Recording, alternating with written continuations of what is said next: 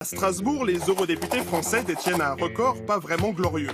Ce record, c'est celui de l'étourderie ou de la maladresse au moment de voter. L'œil du 20h va vous expliquer. À midi, quand la cloche retentit au Parlement de Strasbourg, ce n'est pas pour la cantine, mais pour appeler les députés à voter. Chaque amendement ou résolution est désigné par un numéro. L'article 6, paragraphe 9. Attention, c'est un peu technique. En deux parties, première partie par appel nominal, le vote est ouvert. La session dure 2 heures, mieux vaut donc rester concentré et lâcher son journal ou son téléphone portable. N'est-ce pas, monsieur Mélenchon? Pour ne pas se tromper, les eurodéputés ont leurs anti-sèches, une liste de consignes de vote préparées avec leur équipe, plus on vote pour, moins on vote contre. Et si ce n'est pas clair, il suffit de regarder son coordinateur de groupe. Un pouce en l'air, on vote pour, un pouce en bas, vous avez compris la musique. Alors, impossible de se tromper? Eh bien, pas vraiment. Juillet 2015, le Parlement européen vote un texte faisant la promotion du consommé local et du recyclage. Sur le banc du Front National, c'est Marine Le Pen qui coordonne les votes de son groupe.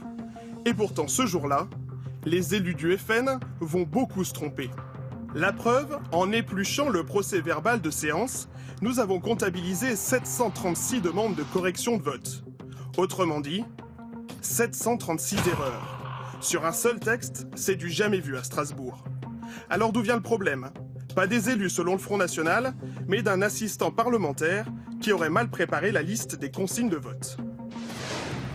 Les élus du Front National ne sont pas les seuls à se tromper.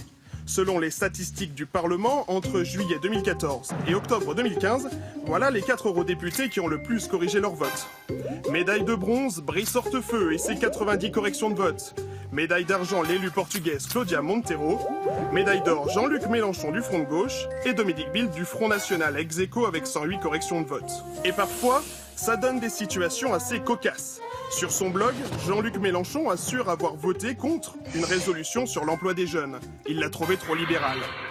Mais quand on se penche sur le PV de séance, qu'a voté Jean-Luc Mélenchon? Il a voté pour. Et a ensuite corrigé pour voter contre. Est-ce que vous n'auriez pas pu signaler sur votre blog qu'en réalité, vous étiez trompé?